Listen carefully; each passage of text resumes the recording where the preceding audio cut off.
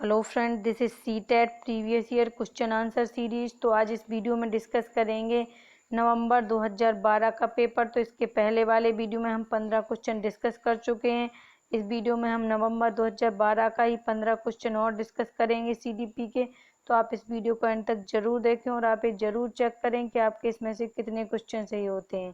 तो चलिए देखते हैं फर्स्ट क्वेश्चन। पहला क्वेश्चन क्या है, निम्नलिखित में से अंतःविषयी अनुदेशन का सर्वोत्कृष्ट लाभ यह है कि। तो इसके ऑप्शन देखते हैं। अंतर्विषयी अनुदेशन का सबसे अच्छा लाभ क्या है ये बताना है। तो ऑप्शन नंबर पहला क्या है, विद्यार्थियों को सीखे गए नए ज्ञान को बहु संदर्भों में अनुप्रयोग करने और सामान्यीकृत करने के अवसर दिए जाते हैं। ऑप्शन नंबर सेकंड क्या है, प्रकरणों की विविधता जिन्हें परंपरागत पाठचर्या से संबोधित किए जाने की आवश्यकता है से शिक्षकों के अभिभूत होने की कम संभावना होती है। ऑप्शन थर्ड क्या है, विद्यार्थियों के विभिन्न विषय क्षेत्रों में के विशेष प्रकरणों के प्रति नापसंदगी विकसित होने की कम संभावना होती है। ऑप्शन फोर्थ क्या है, पाठ्य योजना बनाने और गतिविधियों में शिक्षकों को अधिक लचीलेपन की अनुमति होती है। तो इसका राइट आंसर क्या होगा, इसका राइट आंसर होगा ऑप्शन नंबर पहला। पहले में क्या बताया गया है, विद्यार्थियों को सीखे गए नए ज्ञान को बहु संदर्भों में अनुप्रयोग करने और सामान्यीकृत करने के अवसर दिए जाते हैं। तो अंतःविषयी अनुदेशन में होता क्या है कि विद्यार्थियों को नया ज्ञान अर्जित करने के लिए बहुत से अवसर दिए जाते हैं और विभिन्न संदर्भों में उनके ज्ञान को यूज करने का अवसर दिया जाता है। तो इसका राइट आंसर होगा ऑप्शन नंबर फर्स्ट। दूसरा क्या था, प्रकरणों की विविधता जिन्हें परंपरागत पाठचर्या से संबोधित किए जाने की आवश्यकता है से शिक्षकों के अभिभूत होने की संभावना कम होती, इसीलिए अंतःविषयी अनुदेशन करा रहे हैं। तो ये बिल्कुल गलत है। ऑप्शन थर्ड में क्या था, विद्यार्थियों में विभिन्न विषय क्षेत्रों के विशेष प्रकरणों के प्रति नापसंदगी विकसित होने की कम संभावना होती है, इसलिए अंतःविषयी अनुदेशन कराया जाता है कि विद्यार्थी अन्य विषय क्षेत्रों के विशेष प्रकरणों के प्रति नापसंदगी विकसित ना हो जाए, इसीलिए अंतःविषयी अनुदेशन करवाया जाए। तो ये भी गलत है कि विद्यार्थियों को अन्य विषयों के प्रकरणों के प्रति नापसंदगी विकसित ना हो, इस डर को से बचाने के लिए अंतःविषयी अनुदेशन करवाया जाए। ऑप्शन फोर्थ क्या, पाठ्य योजना बनाने और गतिविधियों में शिक्षकों को अधिक लचीलेपन की अनुमति होती है। तो ये भी बिल्कुल गलत है। इसका राइट आंसर क्या होगा, ऑप्शन नंबर पहला होगा। अगला क्वेश्चन देखते हैं। अगला क्वेश्चन क्या है, सफल समावेशन को निम्नलिखित की आवश्यकता होती है सिवाय। तो इसके ऑप्शन से ऑप्शन नंबर पहला क्या है, पृथक्करण। ऑप्शन सेकंड क्या है, अभिभावकों की भागीदारी। ऑप्शन थर्ड क्या है, क्षमता संवर्धन। ऑप्शन फोर्थ क्या है, संवेदनशील बनाना। तो इसका राइट आंसर क्या होगा, बहुत इजी क्वेश्चन है। इसका राइट आंसर होगा ऑप्शन नंबर फर्स्ट। पृथक्करण के अलावा क्या होता है, समावेशन में सभी चीजों की आवश्यकता होती है, यानी कि अगर बच्चे को प्रॉब्लम है तो टीचर के अभिभावकों की भी मदद लेता है, उनको भी शामिल करता है। क्षमता संवर्धन, अगर किसी बच्चे का क्षमता बहुत लो स्तर की है तो टीचर ये प्रयास करता है कि उसकी क्षमता बढ़े, जितनी उसकी कैपेसिटी है वो उस कैपेसिटी तक पहुंच जाए।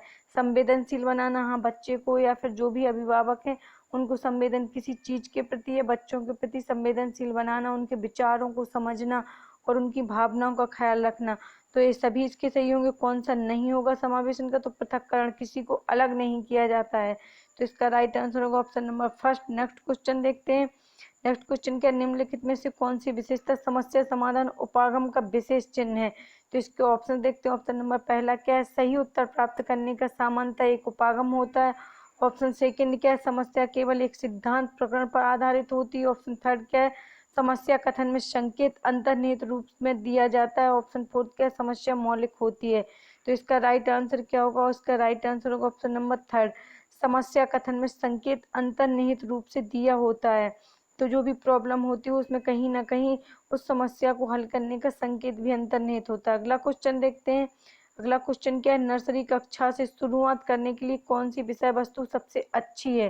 तो इसके ऑप्शन देखते हैं। ऑप्शन नंबर पहला क्या है, मेरा परिवार। ऑप्शन सेकंड क्या है, मेरा मित्र, मेरा प्रिय मित्र। ऑप्शन थर्ड क्या है, मेरा पड़ोस। और ऑप्शन फोर्थ क्या है, मेरा विद्यालय।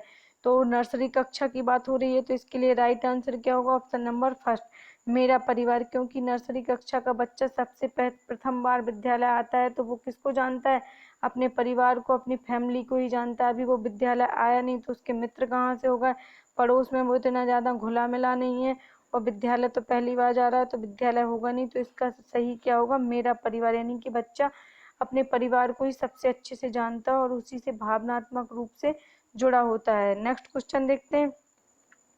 नेक्स्ट क्वेश्चन क्या है, प्राथमिक कक्षा में सकारात्मक वातावरण निर्मित करने के लिए एक शिक्षक को तो क्या करना चाहिए, आपको ये बताना है। प्राथमिक स्तर पर सकारात्मक वातावरण निर्मित करने के लिए ऑप्शन नंबर पहला क्या है, समूह गतिविधियों के दौरान समाजमिति के आधार पर उन्हें अपने समूह बनाने की अनुमति देनी चाहिए। ऑप्शन सेकंड क्या है, सकारात्मक अंत वाली कहानियां सुनानी चाहिए। ऑप्शन थर्ड क्या है, सुबह प्रत्येक बच्चे को अभिवादन करना चाहिए। ऑप्शन फोर्थ क्या है, विभेदन नहीं करना चाहिए और प्रत्येक बच्चे के लिए समान लक्ष्य सुनिश्चित करने चाहिए।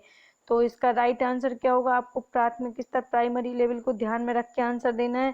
तो इसका राइट आंसर होगा ऑप्शन नंबर फोर्थ में क्या बताया गया है, विभेदन नहीं करना चाहिए, प्रत्येक बच्चे के लिए समान लक्ष्य सुनिश्चित करने चाहिए। वैसे तो लक्ष्य सबके लिए अलग अलग होने चाहिए, लेकिन प्राथमिक स्तर पे क्या है, सबके लिए समान लक्ष्य होने चाहिए, जिससे बच्चा क्या है, बच्चे संवेगात्मक रूप से बहुत जुड़े हुए होते हैं प्राथमिक स्तर पर, तो उनके लिए समान लक्ष्य होने चाहिए। पहले में क्या था, समूह गतिविधियों के दौरान समाजमिति के आधार पर उन्हें अपने समूह बनाने की अनुमति देनी चाहिए। तो बच्चा इतना बड़ा नहीं हुआ है कि वो अपने समूह बना सके अपनी सामाजिक गतिविधियों के आधार पर, कि हम इस प्रकार के ग्रुप में रहना पसंद करते हैं या हमारा इस प्रकार का स्टैंडर्ड है। तो ये गलत होगा। ऑप्शन सेकंड में क्या था, सकारात्मक अंत वाली कहानियां सुनाना चाहिए। तो अगर आप ओनली सकारात्मक अंत वाली कहानियां सुनाएंगे जिसमें सब अच्छा अच्छा होता है अंत, तो इससे भी क्या सकारात्मक वातावरण निर्मित नहीं होगा, कक्षा का इससे कोई बहुत ज़्यादा बड़ा लाभ नहीं होगा। थर्ड में क्या है, सुबह प्रत्येक बच्चे को अभिवादन करना चाहिए। तो इससे क्या, अगर ओनली बच्चा अभिवादन कर रहा है और शांत क्लास में बैठा है तो क्या सकारात्मक वातावरण निर्मित होगा, तो ये भी गलत है। इसका राइट आंसर क्या होगा, ऑप्शन नंबर फोर्थ। अगला क्वेश्चन देखते हैं। अगला क्वेश्चन क्या है, बच्चों द्वारा की जाने वाली त्रुटियों के संबंध में निम्नलिखित में से कौन सा कथन सत्य है। तो इसके ऑप्शन देखते हैं। ऑप्शन नंबर पहला क्या है, एक शिक्षक को प्रत्येक त्रुटि पर ध्यान नहीं देना चाहिए अन्यथा पाठ्यक्रम पूरा नहीं होगा। ऑप्शन नंबर सेकंड क्या है, प्रत्येक त्रुटि को सुधारने में बहुत अधिक समय लगेगा तथा एक शिक्षक के लिए थकाने वाला होगा। ऑप्शन थर्ड क्या है, स्वयं बच्चों द्वारा त्रुटियों को सुधारा जा सकता है इसलिए शिक्षक को उन्हें तुरंत ही नहीं सुधारना चाहिए। ऑप्शन फोर्थ क्या है, यदि एक शिक्षक कक्ष में सभी बच्चों की त्रुटियों को सुधारने योग्य नहीं है तो यह संकेत करता है कि शिक्षक शिक्षा की व्यवस्था असफल है। तो इसका राइट आंसर क्या होगा, इसका राइट आंसर होगा ऑप्शन नंबर फोर्थ में क्या बताया गया है कि यदि एक शिक्षक कक्ष के सभी बच्चों की त्रुटियों को सुधारने योग्य नहीं है तो यह संकेत करता है कि शिक्षक शिक्षा की व्यवस्था असफल है। तो इसका right answer option number fourth. अगला क्वेश्चन देखते हैं। अगला क्वेश्चन क्या है, मोनिका जो गणित की शिक्षिका है राधिका से एक प्रश्न पूछती है, राधिका से कोई उत्तर न मिलने पर वह तुरंत मोहन से दूसरा प्रश्न पूछती है। जब उसे महसूस होता है कि मोहन उत्तर बताने में संघर्ष कर रहा है तो वह अपने प्रश्न के शब्दों को बदलती है। मोनिका की यह प्रवृत्ति प्रदर्शित करती है कि वह, तो उसकी ये प्रवृत्ति यानी कि वो जो अपने आंसर को चेंज कर रही है मोहन से पूछने में, वो अपने शब्दों को चेंज कर रही है, तो उसकी ये प्रवृत्ति क्या प्रदर्शित कर रही है बताना है। तो ऑप्शन नंबर पहला क्या है, अपने सवाल के प्रति थोड़ा घबरा गई है इसलिए वो मोहन से सवाल का शब्दों को बदल के पूछ रही है, यानी कि सवाल को आंसर इजी करके पूछ रही है। ऑप्शन सेकंड क्या है, मोहन का पक्ष लेकर लिंग भूमिकाओं में रूढ़िबद्धता को बढ़ावा दे रही है। ऑप्शन थर्ड क्या है, राधिका को किसी उलझनपूर्ण स्थिति में नहीं डालना चाह रही है। ऑप्शन फोर्थ क्या है, इस तथ्य से पूर्णतः परिचित है कि राधिका सवालों के जवाब देने के योग्य नहीं है। तो इसका राइट आंसर क्या होगा, इसका राइट आंसर होगा ऑप्शन नंबर सेकंड, मोहन का पक्ष लेकर लिंग भूमिकाओं में रूढ़िबद्धता को बढ़ावा दे रही है। क्योंकि वो क्या कर रही थी, जब मोनिका एक लड़की से कि राधिका से आंसर पूछ रही थी तो उसने राधिका के टाइम पे नहीं किया कि अगर उसको क्वेश्चन समझ में नहीं आ रहा है या कठिन लग रहा है तो उसने उस क्वेश्चन की भाषा आसान नहीं की, लेकिन मोहन के टाइम पे उसने क्या किया, उस क्वेश्चन की भाषा को सरल किया और फिर पूछा। तो ये क्या है, लिंग रूढ़िबद्ध धारणाओं से ग्रसित है शिक्षिका। तो इसका राइट आंसर होगा option number second. Next question देखते हैं। अगला क्वेश्चन क्या है, एक सशक्त विद्यालय अपने शिक्षकों में निम्नलिखित योग्यताओं में से किसे सर्वाधिक बढ़ावा देगा। तो इसके ऑप्शन है, ऑप्शन नंबर पहला क्या है, प्रतिस्पर्धात्मक अभिवृत्ति को। ऑप्शन सेकंड क्या है, परीक्षण की प्रवृत्ति को। ऑप्शन थर्ड क्या है, स्मृति। ऑप्शन फोर्थ क्या है, अनुशासित स्वभाव को। तो एक विद्यालय में शिक्षकों के लिए बताना है, तो ये किसके लिए है, विद्यालय में टीचरों के लिए है। तो इसका राइट आंसर क्या हो जाएगा, ऑप्शन नंबर फर्स्ट, यानी प्रतिस्पर्धात्मक अभिवृत्ति होनी चाहिए टीचर के अंदर, के उसके अंदर ये प्रवृत्ति होनी चाहिए कि मेरी क्लास दूसरी क्लास से ज़्यादा अच्छे हो मेरी क्लास के बच्चे। तो इस प्रकार की अभिवृत्ति किसमें, टीचरों के लिए। तो ऑप्शन नंबर पहला सही होगा। अगला क्वेश्चन देखते हैं। अगला क्वेश्चन क्या है, भाषा में अर्थ की सबसे छोटी इकाई है। तो इसके ऑप्शन है, ऑप्शन नंबर 1 क्या है स्वर्णिम, ऑप्शन सेकंड क्या है संकेत, प्रयोग, विज्ञान, ऑप्शन थर्ड क्या है वाक्य और ऑप्शन फोर्थ क्या है रूपम। तो इसका राइट आंसर क्या होगा, ऑप्शन नंबर फर्स्ट, स्वर्णिम क्या है भाषा की सबसे छोटी इकाई है। अगला क्वेश्चन देखते हैं। अगला क्वेश्चन क्या है, बुद्धि लब्धांक सामान्यतः डैश रूप से शैक्षणिक निष्पादन से संबंधित होते हैं। तो इसके ऑप्शंस देखते हैं। ऑप्शन नंबर पहला क्या है मध्यम, ऑप्शन सेकंड क्या है कम से कम, ऑप्शन थर्ड क्या है पूर्ण, ऑप्शन फोर्थ क्या है उच्च। तो इसका राइट आंसर क्या होगा, बुद्धि लब्धांक सामान्यतः किससे उच्च रूप से शैक्षणिक निष्पादन से संबंधित होते हैं। इसका राइट आंसर होगा ऑप्शन नंबर फोर्थ। बुद्धि लब्धांक का संबंध किससे होता है, उच्च क्षमता से होता है। नेक्स्ट क्वेश्चन देखते हैं।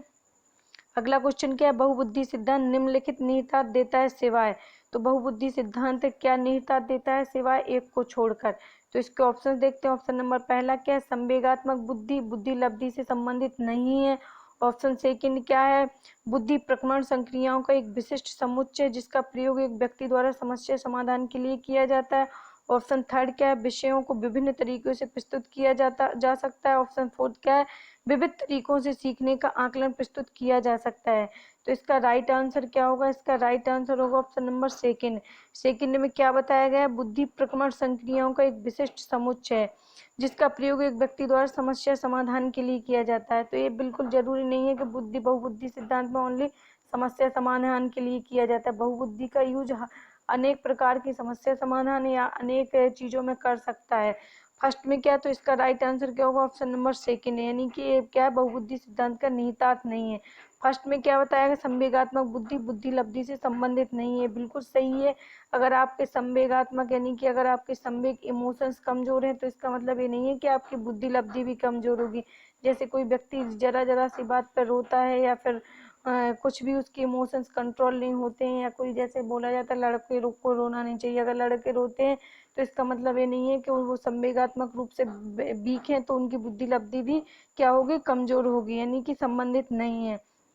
कुछ सीमा तक संबंधित है लेकिन पूर्ण रूप से संवेगात्मक बुद्धि बुद्धि लब्धि से संबंधित नहीं है। प्रभावित कर सकती है संवेगात्मक बुद्धि बुद्धि लब्धि को, लेकिन इससे संबंधित नहीं है कि अगर संवेगात्मक रूप से कमजोर व्यक्ति है तो वो बुद्धि लब्धि उसका आईक्यू लेवल भी डाउन होगा, ऐसा नहीं है। थर्ड में क्या बताया गया, विषयों को विभिन्न तरीके से प्रस्तुत किया जा सकता है बहुबुद्धि में, तो ये भी बिल्कुल सही है, विषयों को विभिन्न तरीके से प्रस्तुत किया जा सकता है। और फोर्थ में क्या था, विविध तरीकों से सीखने का आकलन प्रस्तुत किया जा सकता है, तो ये भी बिल्कुल सही है। तो इसका कौन सा सही होगा, यानी कि नहीं है निहितार्थ, तो सेकंड होगा। अगला क्वेश्चन देखते हैं।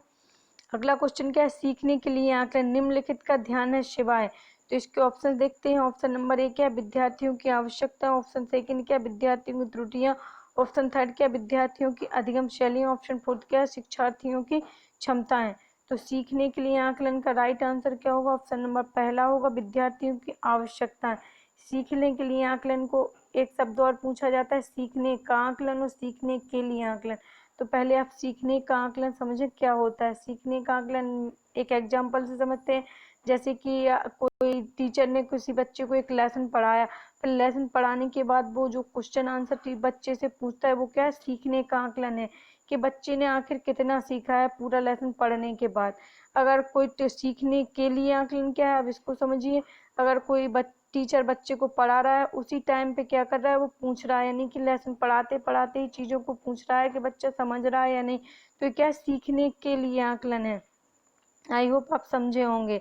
तो इसका राइट आंसर क्या होगा, ऑप्शन नंबर पहला होगा। नेक्स्ट क्वेश्चन देखते हैं। नेक्स्ट क्वेश्चन क्या है, एक जुड़वा भाइयों में से एक को सामाजिक आर्थिक रूप से धनाढ्य परिवार द्वारा गोद लिया जाता है और दूसरे को एक निर्धन परिवार द्वारा।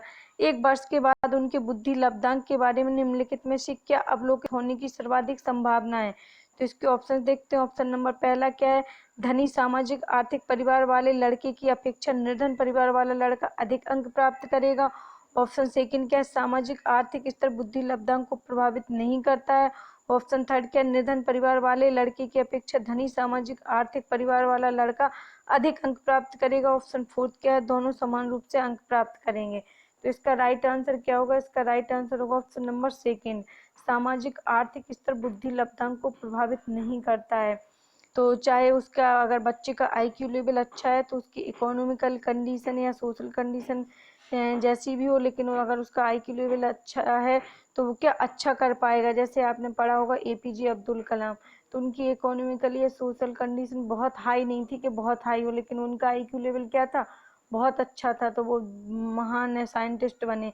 तो इसका राइट आंसर क्या होगा, ऑप्शन नंबर सेकंड, यानी कि सामाजिक आर्थिक स्तर किसी की बुद्धि लब्धांक को प्रभावित नहीं कर सकता है। नेक्स्ट क्वेश्चन देखते हैं।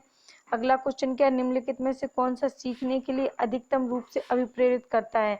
तो इसके ऑप्शन है, ऑप्शन नंबर पहला क्या है, बहुत सरल या कठिन लक्ष्यों का चयन करने की प्रवृत्ति। ऑप्शन सेकंड क्या है, लक्ष्यों को प्राप्त करने में व्यक्तिगत संतुष्टि। ऑप्शन थर्ड क्या है, ब्रह्म कारक। ऑप्शन फोर्थ क्या है, सफलताओं से बचने के लिए अभिप्रेरणा।